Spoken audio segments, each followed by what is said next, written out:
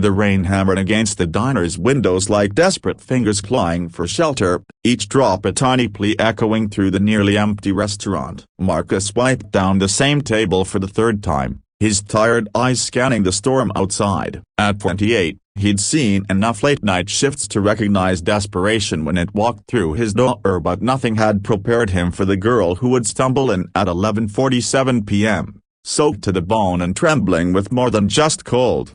She couldn't have been older than 19, her dark hair plastered against pale cheeks, clutching a backpack that looked like it held everything she owned. Water pooled at her feet as she stood frozen in the doorway, as if crossing the threshold required more courage than she could muster. Marcus had been about to call out the usual "we're closing in 10 minutes, but something in her eyes, a mixture of pride and panic, made the words die in his throat. "Coffee?"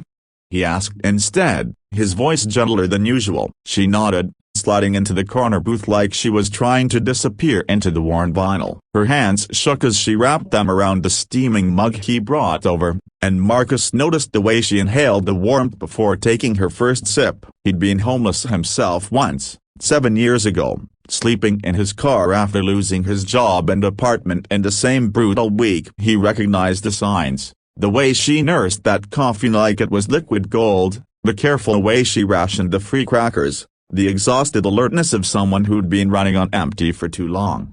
"Rough night?" Marcus asked, refilling her mug without being asked. She looked up then, really looked at him, and he saw something break behind her eyes. "Every night's been rough lately." Her voice was barely above a whisper, hoarse from cold and unshed tears. "Lost my job 3 weeks ago. Couldn't make rent. Been staying in my car, but it broke down this morning, and the tow took it because I couldn't pay the impound fees." Marcus felt his chest tighten. He'd been 30 that moment when the last safety net disappears and you're falling through empty air with nothing to catch you. "What's your name?" "Sarah." She managed a weak smile. "Sarah Chen." "And before you ask, yes, I've tried the shelters. They're full, or they have waiting lists, or they want documentation I don't have anymore. It's like the system is designed to keep you falling once you start." The diner felt smaller suddenly, the space between them charged with unspoken understanding. Marcus glanced at the clock, 11:55 p.m. His manager had left hours ago, trusting him to lock up. Outside, the storm showed no signs of letting up, and Sarah's shivers had only gotten worse, despite the hot coffee. "I know this might sound crazy," Marcus said, surprising himself with his own words, "but I live just 2 blocks from here. You could crash on my couch tonight, get dry, get warm, figure out your next move in the morning." Sarah's eyes widened. "Yeah, I can't. You don't even know me." "I could be anyone, could be Danger Rosa." "Could be," Marcus agreed, "but you're not. You're just someone who needs help, and I've been where you are." He paused, remembering the stranger who'd let him shower at his house when Marcus was at his lowest point, the small kindness that had meant everything. "Besides, it's just for tonight. Storm's supposed to clear by morning." The walk to his apartment was silent except for the sound of their footsteps splashing through puddles. Marcus lived in a modest 1-bedroom above a used bookstore, the kind of place that smelled like old paper and possibility. As they climbed the narrow stairs, Sarah's backpack caught on the railing, and several items tumbled out: a worn paperback copy of Jane Eyre, a small stuffed elephant with one missing eye, a photograph of a woman who looked like an older version of Sarah. "My mom," Sarah said softly, gathering the photo with reverence. "She died 2 years ago. Cancer." That's when everything started falling apart. Marcus's apartment was small but clean, filled with mismatched furniture and the warm glow of string lights he'd hung to make the place feel less lonely. Sarah stood in the doorway, taking it in with the wonder of someone who hadn't been indoors in weeks. "The couch pulls out," Marcus said, already moving toward the linen closet. "I'll get you some blankets and a number." Sarah's voice was firm. "If I'm staying, I'm not taking your bed. The couch is more than enough, more than I've had in weeks." But Marcus was already shaking his head. "You're the guest. You take the bed. I'll be fine on the couch. I fall asleep there half the time watching Netflix anyway. What followed was perhaps the most polite argument in the history of human kindness. Sarah insisted she couldn't possibly take his bed. Marcus insisted she couldn't possibly sleep on the couch. Back and forth they went, two people who'd been knocked down by life stubbornly trying to outgive each other. Finally, Marcus made an executive decision. While Sarah was in the bathroom changing into the oversized sweats he'd lent her, he pulled the blankets off his bed and made a nest on the floor beside it. When she emerged, towel drying her hair, she found him arranging pillows with military precision. "What are you doing?" she asked, though her expression suggested she already knew. "Compromise," Marcus said simply. "You get the bed, I get the floor. Both of us get a decent night's sleep, and neither of us has to feel guilty about it." Sarah stared at him for a long moment, this stranger who was treating her with more kindness than some people she'd known for years. "Why?"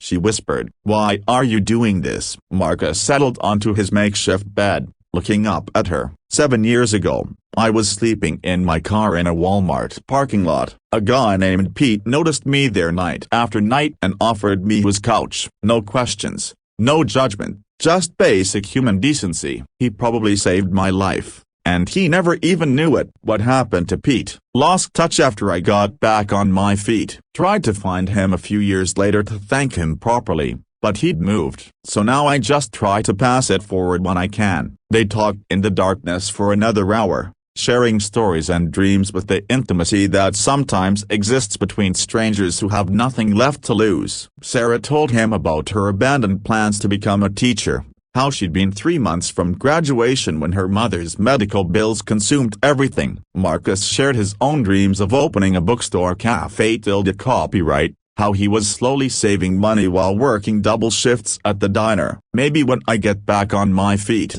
I'll be your first customer," Sarah said softly. "I'll hold you to that." Marcus woke at dawn to find Sarah already up, folding the borrowed clothes with military precision. She'd made his bed so carefully it looked like something from a hotel magazine, and the smell of coffee filled the small apartment. "You don't have Toa," he started. "Yes, I do," she said firmly. "You gave me more than a place to sleep. You gave me hope that there are still good people in this world." Over breakfast, scrambled eggs and toast that Sarah insisted on making, they worked out a plan. Marcus knew about the temp agency that was always looking for people, and Sarah had skills they needed. He also knew a woman who rented rooms by the week, nothing fancy but clean and safe. "I'll pay you back," Sarah said as they prepared to leave. "Every dollar you spend on me today, I'll pay you back." Marcus smiled, remembering saying the same words to Pete 7 years earlier. "Just pass it forward someday. That's payment enough." 6 months later, Marcus was working his usual Thursday evening shift when the diner door chimed. He looked up to see Sarah walking in, but this was a different Sarah, confident, well-dressed, with the bright eyes of someone who'd found their footing in the world again.